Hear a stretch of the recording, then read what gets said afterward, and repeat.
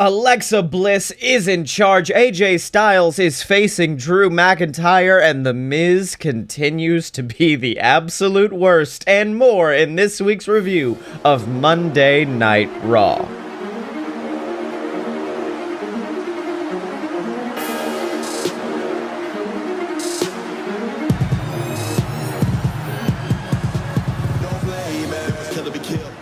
So, this one's gonna be a real casual talk because I'm having to record this very early in the morning, at least early for me, and I watched this late at night while slightly intoxicated, which means that I'm going to be remembering this show as we go through my notes. So this is going to be a real cash rundown. The show opens with a moment of bliss with Randy Orton, and it really has just been nothing. It was nothing but recaps. It was a lot of recapping everything that's happened up to this point. At one point, Alexa looks at Randy and is like, "I'm sorry you got attacked by the Fiend. I don't know why he did it, but maybe you should look at yourself and be like, what did I do to make the Fiend mad?" Basically, they're literally just, "Hey audience, you remember that time Randy Orton burned down Bray Wyatt's house? That's why this is happening." It was so ham-fisted. Alexa Bliss has a baby in a cage, and the cage is a table. I don't understand it. And then Randy actually cuts a pretty decent promo. He compares himself to the Fiend. He's like, the Fiend wears all of his pain on his outside, but I keep mine bottled up. I hear voices like Bray hears voices. And I don't know why, like, I guess, I mean, his theme song, I hear voices in my head, yeah, but Randy Orton's never seemed super crazy to me. Like, they always try to pass him off as like, yeah, he's a psychopath, but he's never come off as like a crazy guy. But for some reason, this promo, Randy's trying to be like, I'm a crazy guy and I have to find the Fiend's weakness. And then he looks at Alexa and he goes, and I think I just did. And then in the best moment of the segment, Alexa drops her little girl routine and looks at Randy and cuts just a genuine Alexa Bliss promo on him before ending it with, "Who do you think is manipulating who?" And I said, "Oh, ooh!" It was in a segment that was just so ham-fisted, it was a very interesting development for Alexa to be like, "No, I'm manipulating the Fiend." And the lights go out and Randy goes, "Do you see what I mean?" And then they cut out a little bit more and Alexa goes, "Do you see what I mean?" And then the lights come back on and Randy's just holding Alexa Scooby-Doo style, and I don't like, he's just holding her in his arms, and then the Fiend looks at him and is like, "No, give her here." So Randy gives the Fiend Alexa, and then Randy rolls out of the ring super fast, even though he was trying to get the Fiend there. And then he just starts screaming, "Who's laughing now?" Even though no one was laughing. I guess it's because last week's Raw ended with the Fiend laugh, but Randy, you know that's just a pre-programmed audio clip, right? It's the same laugh every week. Like, that's a MIDI file they're hitting play on. So, yeah, it was a good segment with a very, very rough ending. But now let's get on to a bad match with a very, very bad ending. And it is Elias versus Jeff Hardy in a Symphony of Destruction match. And this, whoo, guys, let me tell you right now, this was artful how bad of a match this was. And that is nothing to slight both of these men. Elias, I know, can put on good matches. Jeff Hardy can put on phenomenal matches. I'm aware of what these two men can do.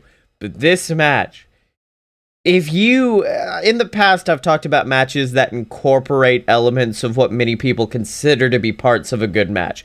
A double down, a near count out, stuff like that. Multiple near falls. Those are usually added in. They're little notes that you can give to the audience to let them know, oh, this match is good. This match is combative. I mean, both of these men have beat each other down, that they're staying down for 10 seconds at a time. This had all the markings of a bad match, which included R-Truth hiding in a piano. Let's see, dumb instruments all around for no apparent reason. Elias gets sent through a gong. And then Elias gets electrocuted and hit with a fucking bass. Like an upright bass that Jeff Hardy just yeets into his back. And that's when I said, okay, that's the end of the match. Because a man just got electrocuted. And WWE said, no. Let's keep it going. Swanton off the top through a table that not only is Elias on, but Hardy, to improve how deadly this move was, just put a bunch of violins on top of him, hits the Swanton, and then cracks his skull on the back of the steel steps. So, botched ending, dumb electrocutions, terrible gimmick. At the one point, the referee calls for a rope break, even though this is a falls count anywhere, no DQ match, but rope breaks can happen, apparently. Just it was excellent. Everything you could want in a bad match is here. You got botches, you got hurt, you got injury, you got everything that makes up, and I'm only joking about the injury because we know Hardy is fine. That is the only reason I'm joking about it. But, oh, it was artful how terrible this match was. I fell in love with it slowly as it went on. I was just like, you know what? No, this rules. Because in the beginning, I did try to be like analytical Scotty. Because this is, I've said it before, this is my least favorite storyline. Because Elias has veritable cause, good reason to think Jeff Hardy hit him with a car. This whole story is based around Elias rightfully trying to get revenge on a man who he thinks tried to murder him. It is a very deep, emotional, resonant storyline, and they pay it off with this dumb match with gongs and bassoons and Elias just playing the drums. Oh, WWE, you've outdone yourself on this one. Excellent vintage on this match. We get a promo from Riddle and Lee, and by a promo, I mean Riddle comes up to Keith Lee, annoys him, and then Keith Lee leaves. Anyways, next segment. We get a replay of the Retribution Ricochet stuff from 3 weeks ago, because this is a 3-hour show, and we have to have a million recaps. And then we get a promo from Retribution where he's still trying to recruit Ricochet into Retribution. He's still trying to get his brother to join him, and I just, God, Retribution could have been so good, but it's not. But that happened. Then Slapjack talks, and he tries to talk spooky, but he still just sounds like a good old Australian Aussie, good old Outback boy. And Ricochet versus Slapjack is up next, and all right, this happened. Ricochet had a lot of fire in the beginning, then Retribution distracts him, it allows him to get advantage, and then Ricochet fights back from all of the offense Slapjack puts on him, but right before he can get a near fall, Mace and T-Bar come down, and now he is basically in a handicap match. But that doesn't matter because it's Retribution, so Ricochet just destroys all of them, absolutely wrecks them. Then Dana Brooke shows up and slaps Ali, and it took me about 10 seconds before I remembered, oh right, because Mia Yim attacked her. That's why this is happening. Well, good, now we've got a feud between these two. They blow it off later on the show, so it doesn't even freaking matter. But yeah, that happens. Ricochet then fights all the members of Retribution, but Slapjack hits a very ineffective looking move and then gets the pinfall due to all of the distractions. And this was just chaos and a half. I would have loved to see Shane Thorne versus Ricochet have a normal match, but nope, WWE said let's just throw as much meat on this table as we can and someone will eat. Let's go. So then we get Miz TV versus with Sheamus, and this whole segment is based around the Miz mizzing around, doing everything he can to either break up Sheamus and Drew McIntyre, get Sheamus to turn on Drew McIntyre. It was honestly a little interesting because you were watching the heel's mindset at work. So he starts off by trying to break them up. Then that doesn't work. Then he starts bringing the WWE Championship into the picture and a potential future match for Sheamus. He starts bringing up Money in the Bank, and then once that doesn't work, they just beat up Sheamus. And I'll be honest, Sheamus was the highlight of this, because Sheamus is, honestly, this is the best babyface, if you call it that, run he has ever had, because he's being very charming, he's being very personable. I love him and McIntyre as a little allegiance, and it was a fun little will they, won't they, of will Sheamus eventually turn on McIntyre, because McIntyre doesn't come out to save Sheamus.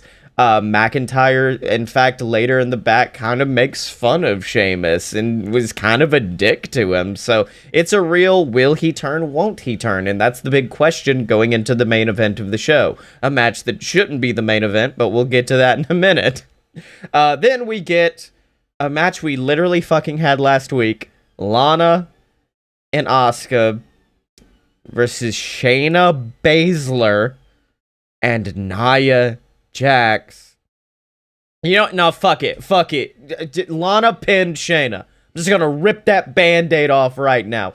And what makes me mad is I kind of like the way they did it. Because what happens is that Lana is locked in the Kirifuda clutch. Asuka just runs in and cracks Shayna in the side of the head.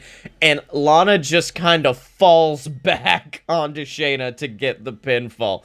So in a way, for them to win, Lana did have to get choked out, so I'm kind of fine with it, but otherwise, yeah, this wasn't a good match. This was not a good match. There were some good moments. It was a lot better than last week, I'll give it that, because Lana actually seemed like she wanted to be a fighter. Lana actually seemed like she wanted to be a wrestler, and her terrible moveset and pre-programmed punches notwithstanding, I was somewhat impressed with her during this. So good for you, Lana.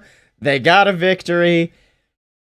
But Lana pinned Shayna Baszler, and I will never forgive WWE for that. I will never forgive them for what they've done. So then we get the segment I talked about earlier. McIntyre shows up, kind of acts like a dick to Sheamus, but it does come from that kind of rough boy attitude that they've got of, you had fun out there though, didn't you? You did a good punch fight, Sheamus. So they talk back and forth, and then you could see in Sheamus's eyes like, well, I am his friend. Why hasn't he given me a title shot? You start to see the seeds of doubt grow in the mind, and it was really, really interesting. And then we get Xavier versus Cedric Alexander, which I was actually very much excited for. The New Day start off with a promo during which they put over the fact that Austin Creed is a new host on G4, which popped me. I also loved that Xavier took from holding his mic like a wine glass to holding it normal to speak to the audience as Austin Creed. Reminded me of when The Rock returned and he was like, let me talk to the audience as Dwayne. And then just took off his sunglasses because that's what makes him The Rock. I should steal Dwayne Johnson's sunglasses and then I will become Rock.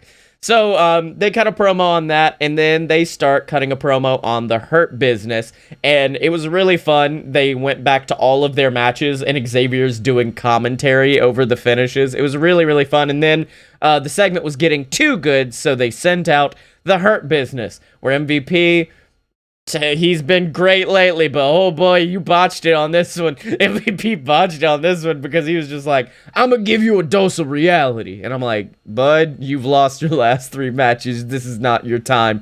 At least be like, you know what? You've been good in the past, but we will return or something like that. But no, instead he's like, well, that count out, we won, so we're tied. I'm like, you've had 3 matches, my dude. What are you talking about? So it was very bizarre. It was a terrible promo. Cedric's voice cracked.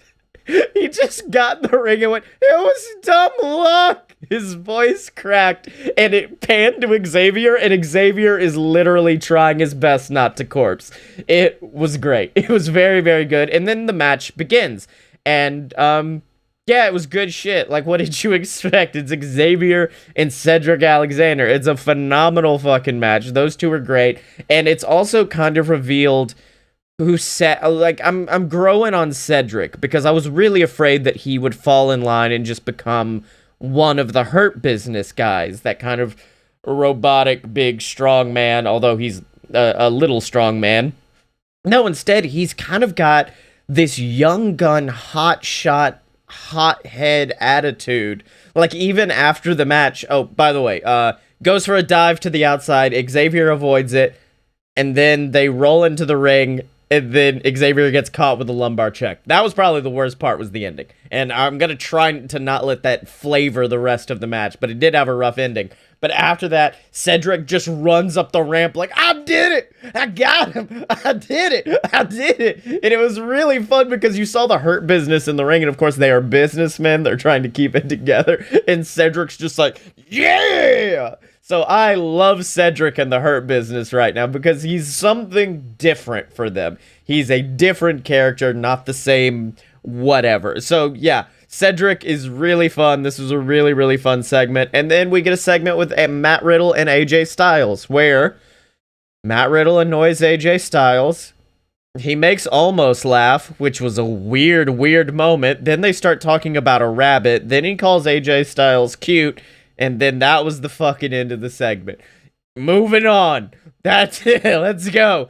We get Lee versus Riddle versus AJ. Of course, a triple threat match to determine the new #1 contender to Drew McIntyre's WWE Championship. And this was a pretty fucking good match. Like, in the beginning, it was a little bit slow getting out, but I liked it because they played with convention. It wasn't two guys get in the ring, fight, and then the other guy interrupts, then him and someone else fight, then another guy interrupts. It wasn't that. Instead, it was a little bit more clever than that. The story of the match really was, can Matt Riddle and AJ Styles overpower Keith Lee? Because Keith was dominating. He was brutal during this. I know I didn't like him initially, but I am coming around to Almost as AJ Styles' little heater, because they're doing stuff I have never thought about a manager doing. So, like, catching AJ as someone attacks him on the outside, and then just yeeting him up on the apron so AJ can hit a running PK.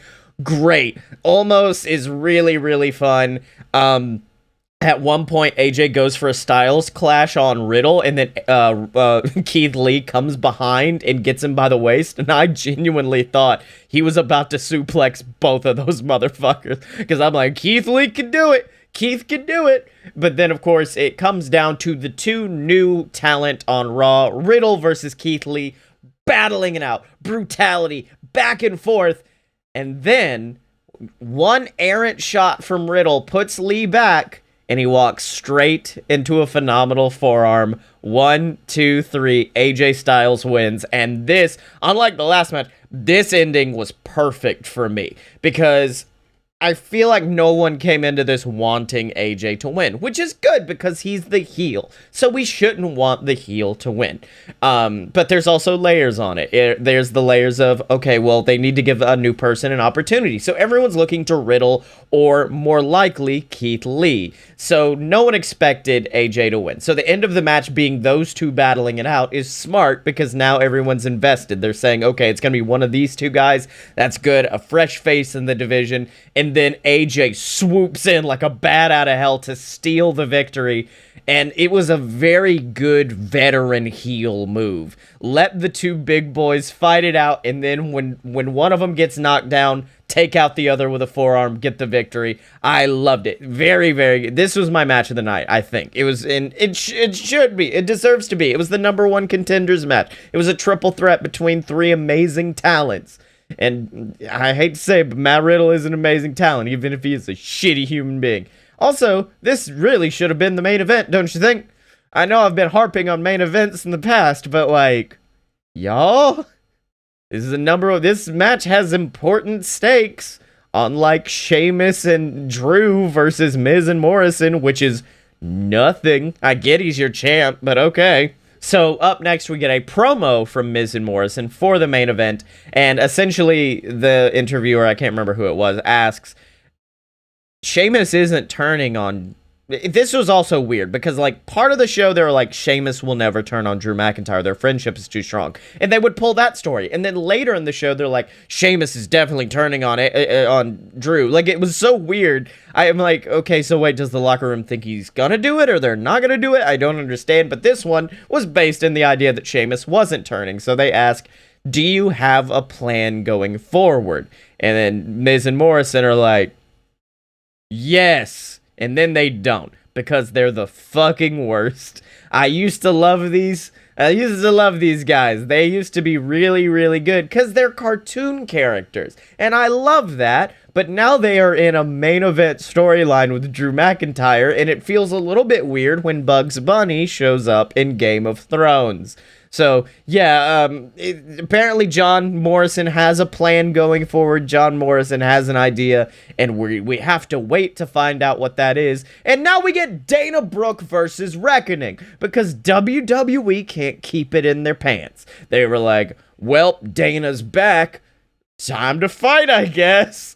And Reckoning has a promo where she basically says, like, I understand you have a problem with me making an example out of you, but you do not take it out on the leader of Retribution. You do not take it out on Ali.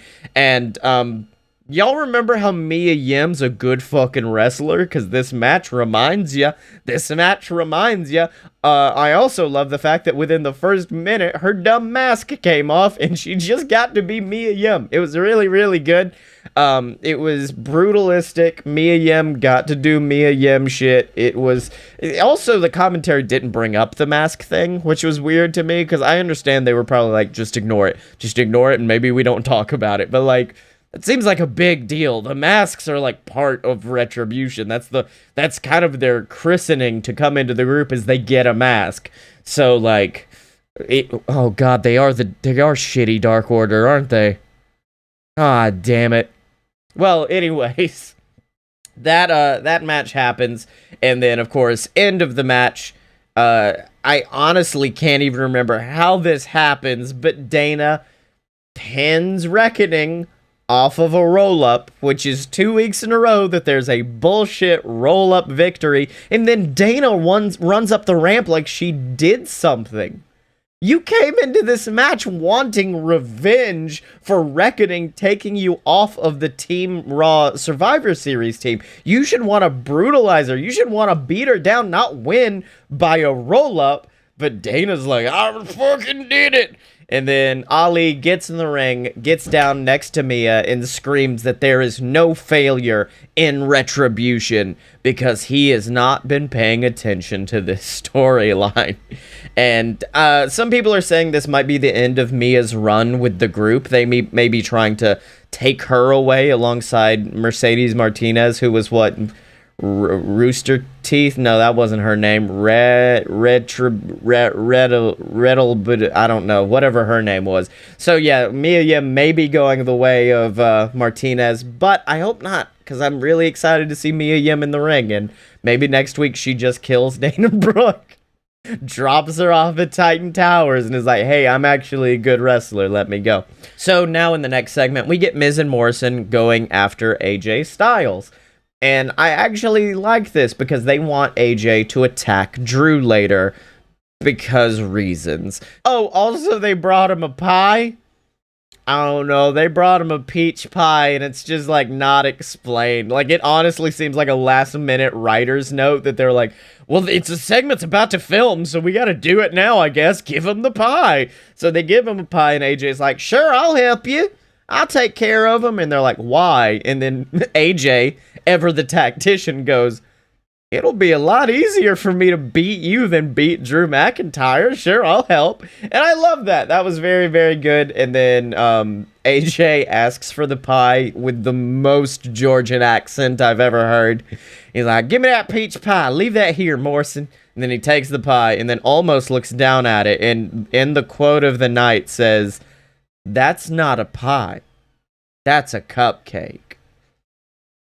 And I sat on that line for about a good 10 minutes, because I think they went to commercial after that. So I just kind of had to stare for a few, like, the fuck does that mean? What the fuck does that? It's not a pie, it's a cupcake. What is... the fuck is that? And then I eventually had to go to Twitter, and they're like, oh, it's because he's a big boy. It's because Almost is big, the pie seems like a cupcake to him. And I'm just, bud, give him a cake then. Give him a cake. Do not give him a pie. Because then, fuck, it was so bizarre. I guess it was because I was on a level of intoxicant last night, but like, the bad shit in this episode of Raw was pristine. It was pristine, grade A crystal, good bad shit. So yeah, that happened. And then we get a segment with Riddle setting up him versus Lashley, because of course we know he annoyed MVP last week, and now MVP's out to get his revenge. Riddle annoys MVP, which has been the impetus behind all of his segments tonight, and then gets taken out by Bobby Lashley, ending the segment. And now we move on to the main event, Miz and Morrison versus McIntyre and Sheamus. And this was a weird segment, because all night they were advertising McIntyre returning to Raw, finally returning after weeks away. And they were advertising McIntyre and Sheamus versus Miz and Morrison as two separate things. Like, they were just like, oh, he's finally back. And then almost as if there was a separate wrestler named Drew McIntyre who was having a match. Like, there was no cognition between them. It was very, very bizarre. But McIntyre gets to have a little promo, and fuck, he's good. McIntyre's good. That's all I could say. He's a great babyface champion. He is phenomenal. He wants another match with Roman eventually, which, hell yeah, I would be very excited to see that. And really, it was just a recap, is all it was. It was a recap of what's been going on with Drew, what happened at Survivor Series. It was filler. It was a lot of filler, but because it was Drew McIntyre, it was okay. So we come back from commercial, which, by the way, I've never done this before, but I tried to see how long Raw would be if you cut out all the video packages, cut out all the commercials, and cut out all the superstar entrances. It was literally like an hour. Like, the 1/3 of this show is substance and the rest is flash. Wow. Okay, so now the match begins. AJ Styles is on commentary and Sheamus is just beating the shit out of these boys.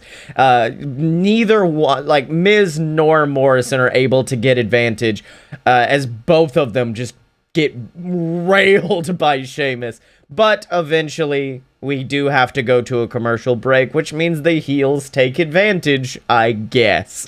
So, heels take advantage during the commercial break. Sheamus finally gets the hot tag to Miz and McIntyre as AJ Styles waits on at ringside while his tag partner, who might turn on him, waits. This was the Spider-Man 3 of wrestling matches. Whereas in Spider-Man 3, there were too many villains. This one just has too much shit going on, because it's a matter of like, well, you've got the new #1 contender, AJ Styles, over there, and he's probably going to attack him. We've got Miz with his Money in the Bank briefcase, but then you also have Miz and Morrison, who just want to be a successful tag team, but then you also have Sheamus, who may turn on Drew, and then you, like, it was layers upon layers upon layers of bullshit, which is why I think this match should have went earlier in the night. That way AJ wouldn't have been #1 contender yet, and you could have just peeled that one layer away and had somewhat of a better match. So, end of the match, McIntyre's finally coming back. I believe he Claymore'd Morrison. I honestly can't remember at this point, because this match was a rough night for me.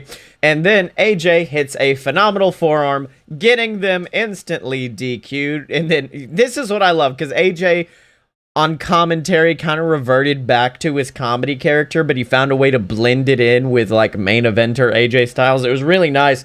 And so after he hits the forearm, he just looks like, where's the briefcase? And I genuinely for a fucking moment thought, if this plays out where he forgot to bring out the briefcase to ringside, I will never watch this show again. If they pull some dumb shit like Miz making this entire plan and then just forgetting the briefcase, I will be fucking furious. But no, Miz has the briefcase, but before he cashes it in quote unquote, he allows Morrison to hit Starship Pain, and then Miz hits the skull crushing finale. That's 3. separate finishers. Drew McIntyre is now taken. So finally, AJ gets the briefcase in the ring because, of course, he wants Miz to be champion so he can beat The Miz. And then, of course, Miz looks and you see a moment of doubt. By the way, Sheamus, fucking gone. Sheamus is gone at this point. He got thrown over the barricade and he just was never seen again. It's apparently a long fall on the other side of that barricade. But Miz finally is like, I don't know, should I cash in? Because he's also got the looming threat of AJ Styles on his mind. But finally he says, screw it, I'm gonna do it. And then he grabs the briefcase, is about to get cashed in, and then just gets fucking Claymored in the face. Because Drew don't care. Drew don't care about your phenomenal forearms. Drew don't care about your Starship pains. And then finally he beats down he beats down Morrison, he beats down The Miz, and finally just stares face to face with AJ, who just kind of ends up on almost his shoulders and being pulled out of the ring while being like, you don't want to fight me. You're lucky he's holding me. You're lucky he's playing one of my favorite tropes, which is I don't actually want to fight, but I have to pretend like I want to fight. And yeah, that's a great way to set up your new #1 contender and put AJ Styles back in the spotlight, WWE. Good work. So, God, I don't think I've done this before, but I think this episode was well done.